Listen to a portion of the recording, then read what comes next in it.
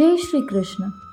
કલ્પના કરો, ભગવાન વિષ્ણુ, જેમણે સમગ્ર સૃષ્ટિના પાલનહાર માનવામાં આવે છે, તેમને એક પવિત્ર સ્ત્રીએ એવો શ્રાપ આપ્યો કે તેમને પણ પથ્થર બનવું પડ્યું.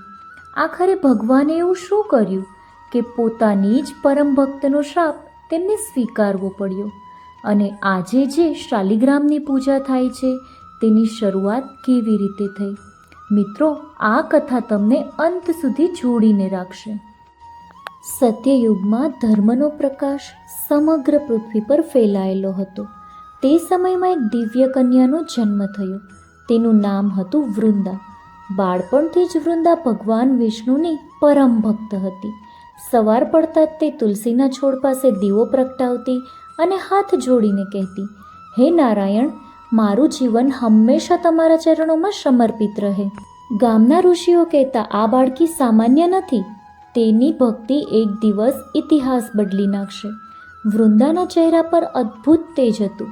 તે ક્યારેય અસત્ય બોલતી ન હતી, ક્યારેય કોઈનું ખરાબ ઈચ્છતી ન હતી.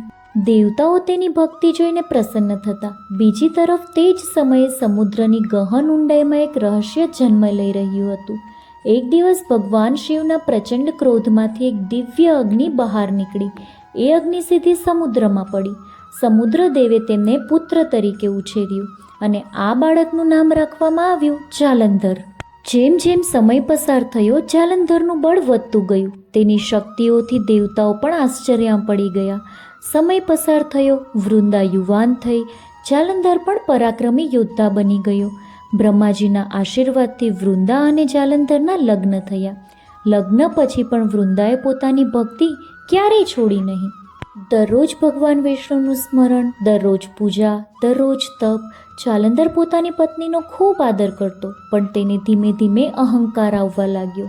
એક દિવસ જાલંધરે વિચાર્યું કે જ્યારે મારી પાસે આટલી શક્તિ છે તો હું દેવતાઓથી કેમ ડરું? દેવલોક પર આક્રમણ કર્યું અને ઇન્દ્ર પરાજિત થયા. ગંધર્વો ભાગી ગયા, યક્ષો અને કિન્નરો છુપાઈ ગયા. સ્વર્ગમાં હાહાકાર મચી ગયો. અને એક વાતનું આશ્ચર્ય હતું કે જાલંધરને કોઈ જ હરાવી શકતું ન હતું. દેવતાઓ બ્રહ્માજી પાસે ગયા. ઇન્દ્રે પૂછ્યું કે આ અસુરને કોઈ હરાવી કેમ શકતું નથી? બ્રહ્માજીએ ગંભીર અવાજમાં જવાબ આપ્યો કે જાલંધરની શક્તિ તેનું શસ્ત્ર નથી, તેની સાચી શક્તિ છે વૃંદાનું પતિવ્રત. જ્યાં સુધી વૃંદાનું સતીત્વ અખંડ છે ત્યાં સુધી જાલંધરને કોઈ જ હરાવી શકશે નહીં. સભામાં મૌન છવાઈ ગયું. ઇન્દ્ર બોલ્યા, હવે શું કરવું? વિષ્ણુ ભગવાન મૌન હતા, કારણ કે વૃંદા તેમની સૌથી મોટી ભક્ત હતી. એક તરફ ભક્ત અને એક તરફ સૃષ્ટિનું કલ્યાણ. ભગવાન વિષ્ણુના મનમાં ધર્મ સંકટ ઊભો થયો. દેવતાઓની સભામાં શાંતિ છવાઈ ગઈ. ઇન્દ્ર, બ્રહ્માજી, બધા દેવતાઓ વિષ્ણુ તરફ જોઈ રહ્યા. વિષ્ણુજી બોલ્યા, હું જાણું છું વૃંદા નિર્દોષ છે, પરંતુ જાલંધર જીવતો રહેશે તો અસંખ્ય નિર્દોષ લોકો દુઃખી થશે. આ નિર્ણય સરળ નહોતો. વિષ્ણુ ભગવાનનું હૃદય પણ વ્યથિત હતું. અને જાલંધર ભગવાન શિવ સાથે યુદ્ધ કરવા નીકળ્યો. ભયંકર યુદ્ધ થયું. ત્રિશૂલ અને અસ્ત્રોની ટક્કરથી આકાશ પણ ગુંજી ઉઠ્યું. વૃંદાના પતિવ્રતના પ્રભાવથી જાલંધરને કોઈ જ ઈજા થતી નહોતી. ભગવાન શિવ પણ સમજી ગયા કે જ્યાં સુધી વૃંદાનું સતીત્વ છે ત્યાં સુધી આ યુદ્ધ પૂર્ણ નહીં થાય. વિષ્ણુજીએ એક નિર્ણય લીધો. તેમણે જાલંધરનું રૂપ ધારણ કર્યું અને વૃંદાના આશ્રમ તરફ ચાલવા લાગ્યા. વૃંદા ધ્યાનમાં બેઠી હતી. તેણે આંખો ખોલી.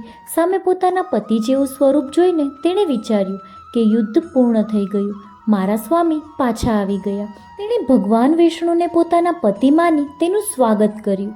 જે ક્ષણે વૃંદાના મનમાં આ વિશ્વાસ આવ્યો તે જ ક્ષણે તેમનું પતિવ્રત ભંગ થયું અને એ સમયે રણભૂમિમાં ભગવાન શિવના ત્રિશૂલે જાલંધરનો વધ કર્યો.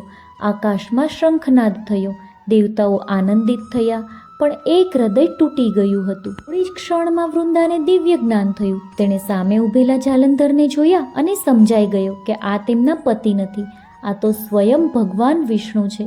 તેમની આંખમાંથી આંસુ વહેવા લાગ્યા. તેઓ દુઃખથી કંપી ઉઠ્યા.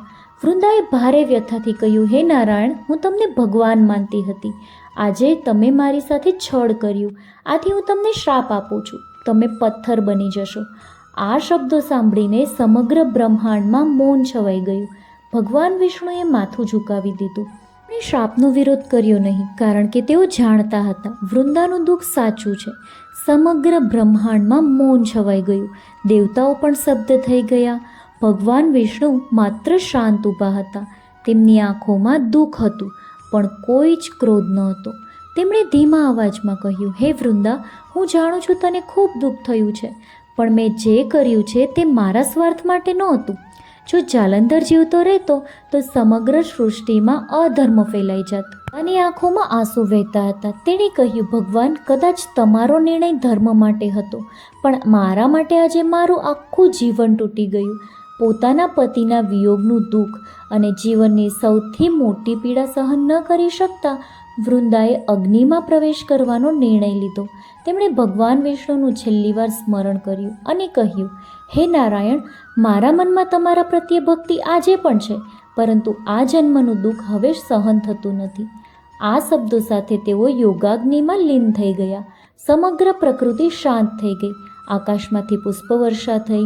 દેવતાઓએ પણ માથું ઝુકાવી લીધું.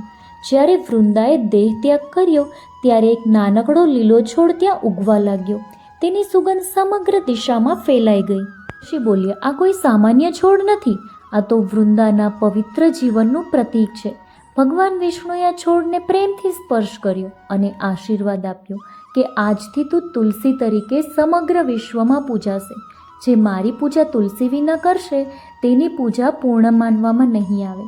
પછી ભગવાન વિષ્ણુએ વૃંદાનો શાપ સ્વીકારી લીધો. તેઓ ગંડકી નદીના પવિત્ર વિસ્તારમાં શાલિગ્રામ શિલા તરીકે પ્રકટ થયા. તેમણે કહ્યું, હું મારા ભક્તોના ઘરમાં શાલિગ્રામ તરીકે રહીશ, અને જ્યાં શાલિગ્રામ અને તુલસી સાથે પૂજાશે ત્યાં હું સ્વયં નિવાસ કરીશ. વસ્તી શાલિગ્રામ અને તુલસીનું અખંડ જોડાણ બની ગયું.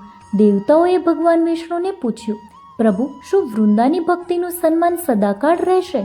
ભગવાન વિષ્ણુ સ્મિત કરીને બોલ્યા, હા, દર વર્ષે કાર્તિક મહિનામાં તુલસી અને શાલિગ્રામનો વિવાહ કરવામાં આવશે. આ વિવાહ ધર્મ, ભક્તિ અને પવિત્ર પ્રેમનું પ્રતીક રહેશે. એટલા માટે આજે પણ દેવઉઠી એકાદશી પછી ઘણા ઘરોમાં તુલસી વિવાહ ઉજવવામાં આવે છે. વૃંદાના શ્રાપ પછી ભગવાન વિષ્ણુ લાંબા સમય સુધી મૌન રહ્યા. દેવતાઓ પણ તેમની સામે કંઈ બોલી શક્યા નહીં. એ સમયે દેવર્ષિ નારદ આગળ આવ્યા અને ભગવાન વિષ્ણુને પૂછ્યું, નારાયણ, શું આ બધું ટાળી શકાય તેમ નહોતું? ભગવાન વિષ્ણુ શાંત સ્વરે બોલ્યા, નારદ, જ્યારે એક વ્યક્તિની પવિત્રતા અને સમગ્ર સૃષ્ટિના કલ્યાણ વચ્ચે પસંદગી કરવાની આવે ત્યારે ભગવાનને કઠિન નિર્ણય લેવો પડે. ભગવાન વિષ્ણુ આગળ બોલ્યા, નર શક્તિશાળી હતો, પરંતુ તેની અંદર અહંકાર જન્મી ગયો હતો. તે ઋષિના યજ્ઞ ભંગ કરતો, નિર્દોષ લોકોને દુઃખ આપતો. જો તેને રોકવામાં ન આવે તો ધર્મનો નાશ થઈ જાય. નારદજી માથું ઝુકાવીને બોલ્યા, પ્રભુ, હવે મને સમજાયું કે તમે પોતાના માનનું નહીં, ધર્મનું રક્ષણ કર્યું છે. એ કહ્યું કે વૃંદા આજે પણ મારા માટે એટલી જ પવિત્ર છે. તેમનો શાપ પણ મારા માટે આશીર્વાદ સમાન છે. એ જે કોઈ ભક્ત મને તુલસીનું એક પણ પાન અર્પણ કરશે, હું તેની ભક્તિ જરૂર સ્વીકારીશ. એટલે જ આજે પણ વિષ્ણુજી, શ્રી કૃષ્ણ અને શાલિગ્રામની પૂજામાં તુલસી વિના પૂજા અધૂરી માનવામાં આવે છે. શાસ્ત્રોમાં કહેવામાં આવ્યું છે, ગંડકી નદીમાં મળતા શાલિગ્રામ સામાન્ય પથ્થર નથી, તે ભગવાન વિષ્ણુના પવિત્ર પ્રતીક માનવામાં આવે છે. ઘણા વૈષ્ણવ પરિવારોમાં શાલિગ્રામને દરરોજ સ્નાન કરાવવામાં આવે છે, તુલસી અર્પણ કરવામાં આવે છે અને ભગવાનની જેમ જ તેમની સેવા કરવામાં આવે છે. આ આપણને ખૂબ મોટો સંદેશ આપે છે. ધર્મનો માર્ગ હંમેશા સરળ હોતો નથી. ક્યારેક મોટા કલ્યાણ માટે ખૂબ જ કઠિન નિર્ણયો લેવા પડે છે, અને સાચી ભક્તિ ક્યારેય વ્યર્થ જતી નથી. વૃંદા આજે પણ તુલસી માતા તરીકે કરોડો ઘરોમાં પૂજાય છે, અને ભગવાન વિષ્ણુએ પણ તેમનો શાપ પ્રેમથી સ્વીકારી લીધો. એ તમે જ્યારે પણ ભગવાન વિષ્ણુને તુલસીનું એક પાન અર્પણ કરો ત્યારે યાદ રાખજો કે તેની પાછળ એક મહાન ભક્તિ, ત્યાગ અને ધર્મની અદ્ભુત કથા છુપાયેલી છે. જો તમને આ કથા ગમી હોય તો કમેન્ટમાં જરૂર લખજો, જય શ્રી હરિ. અને આવી જ શાસ્ત્ર આધારિત રહસ્યમય કથાઓ માટે બંસીઝ વોઇસ સ્ટોરીને સબસ્ક્રાઈબ કરવાનું ભૂલશો નહીં. Thank you for watching.